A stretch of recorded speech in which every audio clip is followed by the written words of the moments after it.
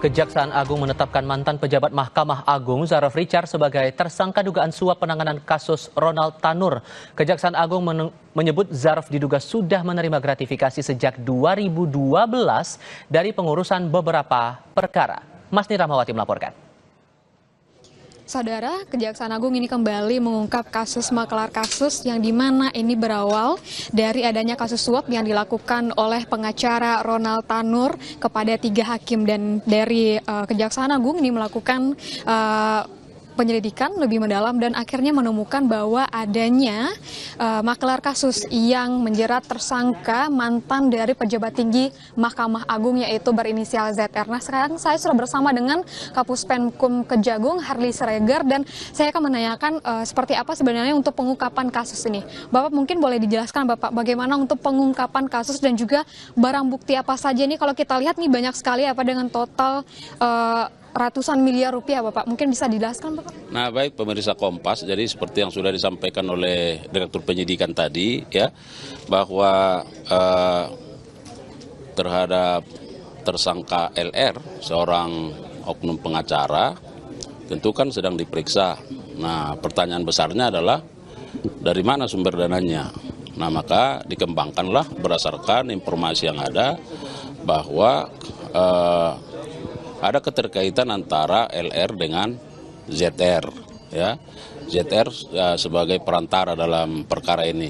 Oleh karenanya penyidik bergerak cepat, ya, melakukan penggeledahan di 2 tempat di Jakarta dan di Bali karena informasinya bahwa saudara ZR ini sedang berada di Bali.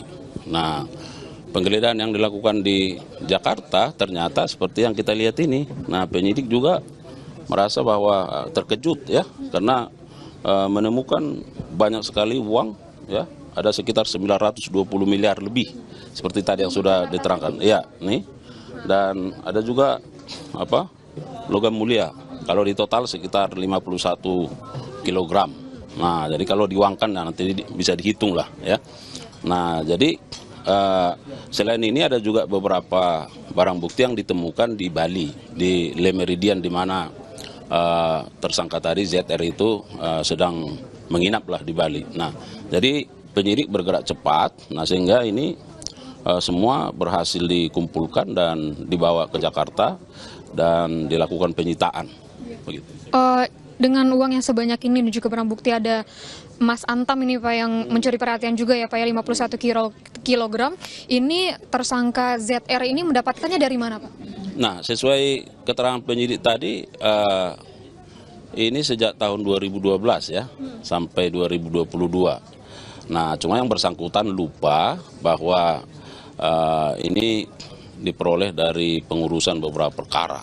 Tapi perkara-perkara yang mana, nah ini sedang didalami juga oleh penyidik, walaupun yang bersangkutan menyatakan lupa karena mungkin terlalu banyak barangkali, ya.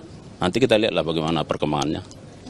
Berarti dari Kejagung juga akan menelusuri juga mencobakah mencari dari kasus-kasus yang ditangani oleh maklar kasus ini ZR dalam hal ini? Nah, tentu nanti penyidik akan dalam melakukan pendalamannya, kan tadi Dirdik juga sudah menyampaikan karena yang bersangkutan juga dipersangkakan melakukan tindak pidana gratifikasi.